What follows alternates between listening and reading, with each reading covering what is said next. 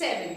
So here given Rita at 3 by 5 part, okay, and remaining part of apple Somu.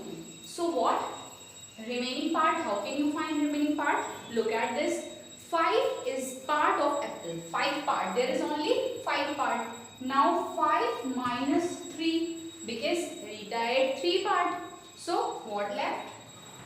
That means 2 parts left. So Somu ate 2 parts out of 5. 5 parts में से कितना?